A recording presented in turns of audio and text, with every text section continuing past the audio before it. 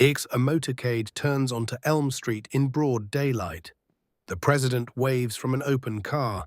Seconds later, the vehicle accelerates and First Lady Jackie Kennedy crawls across the trunk. What happened in those 6 seconds changed America forever. John F. Kennedy is the 35th President of the United States. He is 46 years old. On November 22, 1963, he travels to Dallas, Texas for a political fundraising trip. His wife Jacqueline accompanies him. The purpose is to build support ahead of the 1964 election campaign.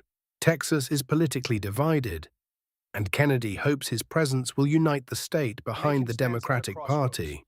At 8:45 a.m., Kennedy wakes in the Hotel Texas in Fort Worth. He attends a breakfast with local businessmen. He speaks for 12 minutes about the nation's strength and American commitment to freedom. An aide, David Powers, stands near the presidential table. Powers has worked with Kennedy since 1953. He handles the president's schedule and personal security details. He remembers Kennedy eating a light breakfast, eggs and toast. Powers will testify to this detail later. It is ordinary, it is preserved. By 10 o'clock a.m., Kennedy boards Air Force One.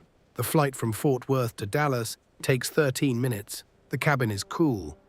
Kennedy speaks briefly with his staff about the afternoon schedule. He will ride in an open motorcade through downtown Dallas. The route has been published in the Dallas newspapers for 3 days. Anyone can see where the president will travel. At 11:40 a.m., Air Force One lands at Love Field Airport. Kennedy descends the stairs. The sun is bright. The temperature is 68 degrees. He wears a dark blue suit and a dark tie. Jackie wears a pink suit with a matching pillbox hat. They move through a small crowd of well-wishers. Kennedy shakes hands. He speaks briefly with onlookers. Jackie smiles. They walk toward the Lincoln Continental limousine. By 11:55 a.m., the motorcade begins its route through Dallas.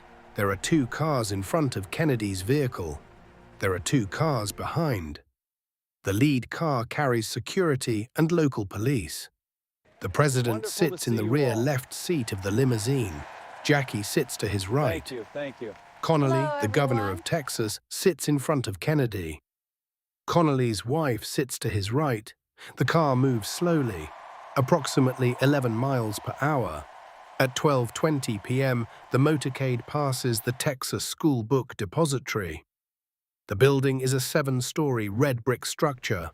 On the 6th floor, Lee Harvey Oswald sits at a window. He is 24 years old. He has been employed there for 6 weeks. In his hands is a Mannlicher Carcano rifle. It cost him $12 by mail order. At 12:29 p.m., the limousine turns right onto Elm Street. The crowd is light. Trees line the road. The presidential car is now directly in front of the Texas School Book Depository. Kennedy waves. Jackie adjusts her hat. Powers sits in the jump seat behind the president. He is looking at the crowd. He does not look up. At 12:30 p.m. and 0 seconds, a shot rings out. The president's head moves backward. A fountain of blood and bone enters the air. The windshield cracks. Jackie Kennedy turns. She sees what remains of her husband's skull. She climbs onto the trunk. She moves across the rear of the vehicle. She returns. She holds him. The car accelerates. The motorcade speeds toward Parkland Hospital. Kennedy is pronounced dead at 1 p.m. His brain is never recovered. Jackie's pink suit remains stained. Oswald is arrested that evening. He is shot dead 2 days later in a police basement. The Warren Commission concludes Oswald acted alone.